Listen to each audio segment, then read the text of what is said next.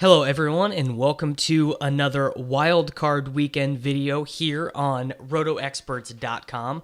My name is Davis Mattek and I am leading up our new NFL 365 initiative on the website. And what we're going to do in this video is take a look at the Wildcard Weekend betting lines, the money line, the spreads, and the over-unders using the DailyRoto betting tools that you can find here on the NFL package. You just go to the NFL tab, go over to betting, and I am on the summary page, which I actually think is pretty cool, right? Like it just gives us all of our, gives all of the potential lines all in one handy window. Pretty easy to use. The star rating indicates, how strong of a play it is, and we scroll over here, we see bet at current line, no, yes for the Cowboys at minus 124. These are for Saturday's games, and then a 1-star confidence play on Indianapolis +1. And you know what? I am just going to go ahead right now and do my first Mattek versus the machine. I disagree with this line. I would not take the Colts and the points on the road simply because I don't think it's enough points. Colts at +3.5. I actually think I would like that number.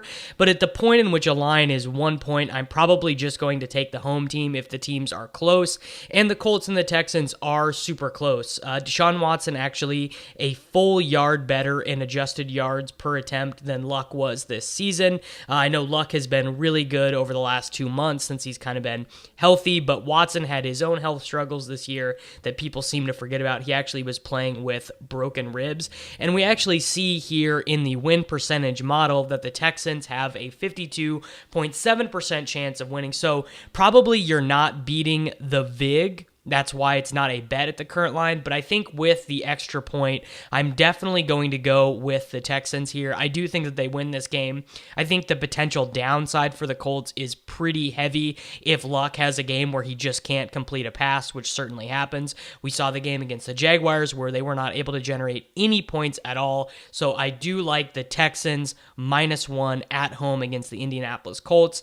The other game on Saturday, again, I'm probably going to have to disagree with the model. I think this is either a no bet or a Seattle bet at 2 or 2.5, which actually the model does agree with.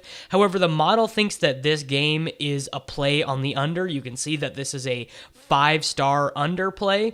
I actually think that if Seattle is competitive or if they win this game, it's likely to go over. If Dallas wins this game, I think it's super likely to go under. Both of these teams want to run the ball. They have super high rushing rates, and that is why this is a 5-star play on the under. Neither Brian Schottenheimer nor Scott Linehan really wants to push the ball down the field. Neither of them really want to throw the ball all that much. Really, to me, it looks like the best line in this game is actually probably the Dallas money line, according to what the DailyRoto model has projected. 56% win probability, but the money line is at -124 on most sharp books. So I would actually think that certainly the bet from this game is going to be the Dallas money line. But this is sort of a scary game for me to bet as a self-hating Dallas Cowboys fan. I kind of lean the Seahawks and the point side, kind of waiting to see what the spread gets to. If it does get to 2.5 or 3, I probably will bet on the Seahawks and hate myself for that later. So now, using the summary tool here on DailyRoto, let's just skip over to the Sunday games where we have Chargers at Ravens and Eagles at Bears. The total is 41.5. A bet on the over is a 2.5-star play via this model.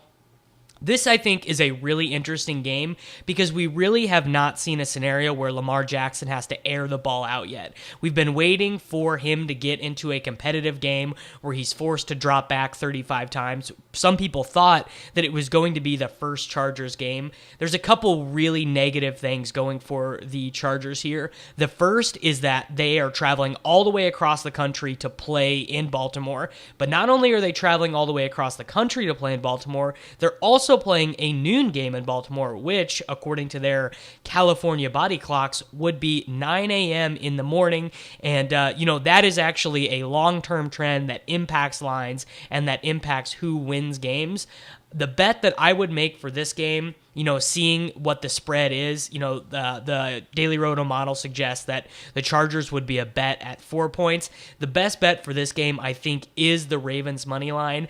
I don't think that Lamar will be pushed in this game. If you do believe that, if you do think the Chargers are able to take an early lead, force Lamar into a couple turnovers, I would actually say instead of betting the spread or the money line, you would just be better off betting the over. I think that the Kansas City and Baltimore game showed that, Lamar can put up points, but also that in a competitive game, strength of defense really doesn't matter. It's all about strength of the opposing offense. We know the Chargers offense is good. They have Keenan Allen. They're likely to get Hunter Henry back for 10 or 15 snaps in this game.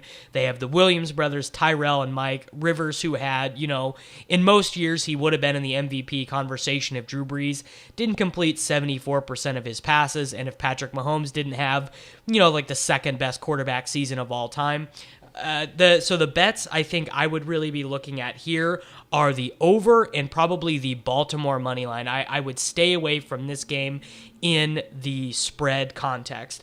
And finally, we have the Eagles and the Bears, which is a 3.5-star play on the over of 41.5.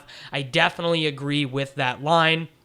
I think that Matt Nagy is probably one of the three best play callers in the NFL. It's him, it's Andy Reid, and it's Sean McVay. And I think that anytime you have a play caller that good, especially in a playoff environment where teams, they just keep the starters in. They're not resting guys. They're pushing leads to 21 points instead of 14 points before things are kind of out of control.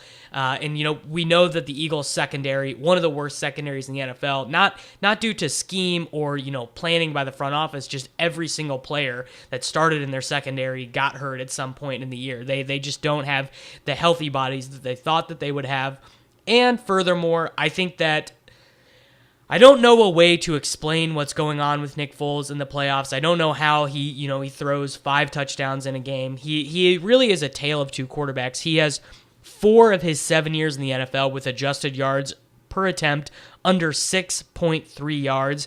The other years, he's way north of 7. He's putting up insane numbers. So I do think that the over here is really solid, and our model suggests that Philadelphia plus the points is a 5-star play. I don't know if I would go so far as to call it a 5-star play at 6.5. I think it's a very good play. I think this will be a competitive game. I think that the Eagles are not a pushover team. I think they're certainly a better team than the Vikings were this year. And while they don't have a ton of strength defensively, they have innovative play calling. It was a very trendy thing this year to kind of hate on Doug Peterson and to say, he's lost it. This team is not as good as they were last year. But anytime a team has championship pedigree and a ton of playmakers, which they do, the Eagles offense, the 2 of the running backs are really just guys, Corey Clement and Josh Adams, but Sproles is a pretty game-breaking player in terms of how he can be used. Alshon Jeffrey is one of the best big-bodied wide receivers in the NFL. Nelson Aguilar is certainly he can get deep, like that's a skill set that he has. Golden Tate, elite slot wide receiver. Zach Ertz, very good tight end in the NFL. Like this is a talented offense. I think they can keep it close enough to cover, or at the very least, they definitely will be open to the backdoor cover. So that is a look at our summary page here and at some potential bets for this wildcard weekend. I hope you guys enjoyed it, and I hope you all have a great wildcard weekend.